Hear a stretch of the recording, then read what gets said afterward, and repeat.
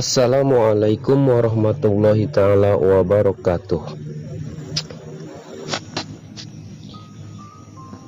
Allah subhanahu wa ta'ala menciptakan bumi dengan sangat sempurna sebagai tempat hidup manusia, hewan, dan tumbuhan secara berdampingan.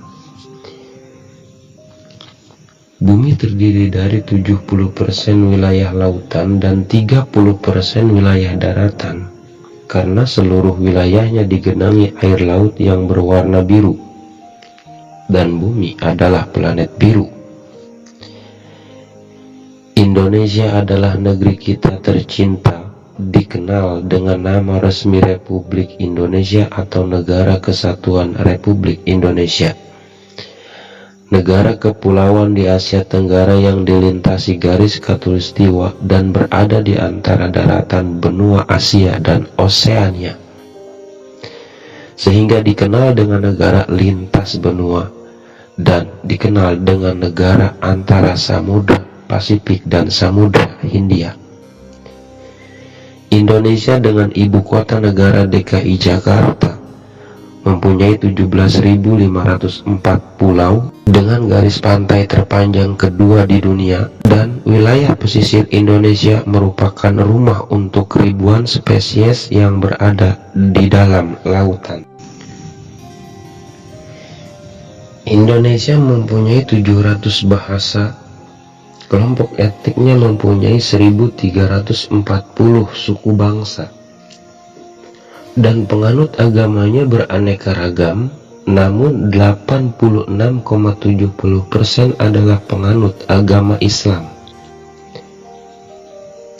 Indonesia merupakan negara terluas ke-14 sekaligus negara kepulauan terbesar di dunia.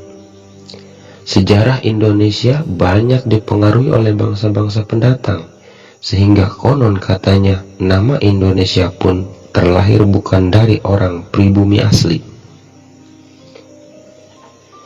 Nama Indonesia diawali dari pemerintahan kerajaan Belanda yang memakai nama Nederland Indi atau Hindia Belanda untuk Indonesia. Semasa penjajahan dimulai 1602 dan diselingi penjajahan Perancis, Inggris, dan Jepang. Indonesia berasal dari berbagai rangkaian sejarah yang puncaknya terjadi di pertengahan abad 19. Indonesia berasal dari dua kata Yunani, yaitu Indus artinya India dan Nesos artinya pulau.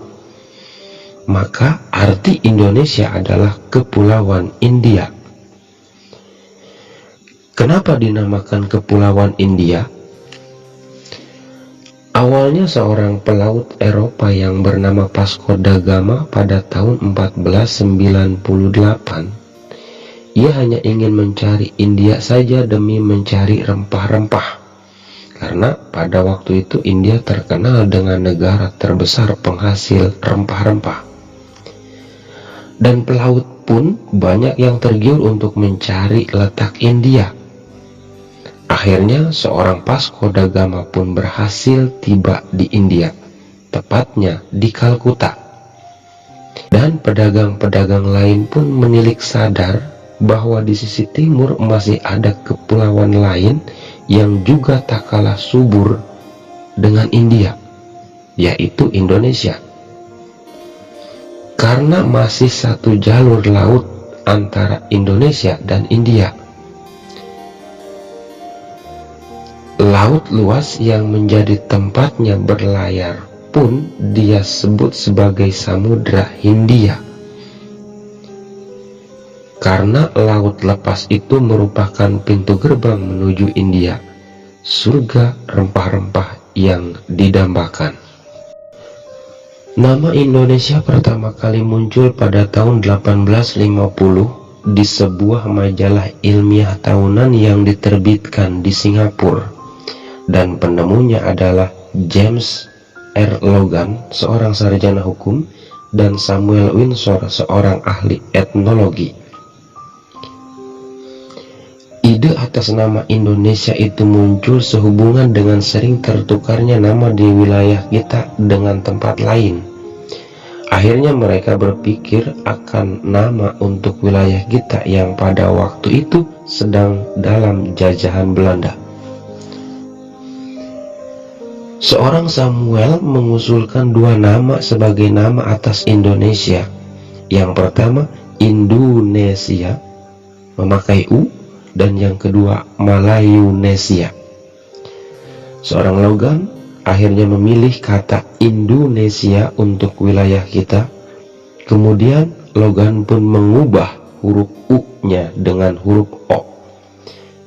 Maka jadilah Indonesia. Lalu nama Indonesia itu pun dipopulerkan oleh seorang etnolog Jerman yang bernama Adolf Bastian. Pemakaian nama Indonesia dimulai dengan terbitnya koran Indonesia Merdeka, kemudian digunakan secara nasional dalam Ikrar Sumpah Pemuda 28 Oktober 1928. Indonesia, meskipun namanya terlahir bukan dari orang pribumi, namun tetap tidak ada yang kebetulan. Semua sudah termaktub sebagai rencana Allah Subhanahu wa Ta'ala yang maha indah, karena telah menciptakan Indonesia dengan keindahan alam, agama, dan budayanya. Karena keberadaan negeri Indonesia ini sudah diprediksi oleh ulama zaman dulu bahwa akan ada negeri di atas awan bernama samudra yang dikelilingi air dan banyak melahirkan ulama. Dan ternyata negeri itu adalah Indonesia.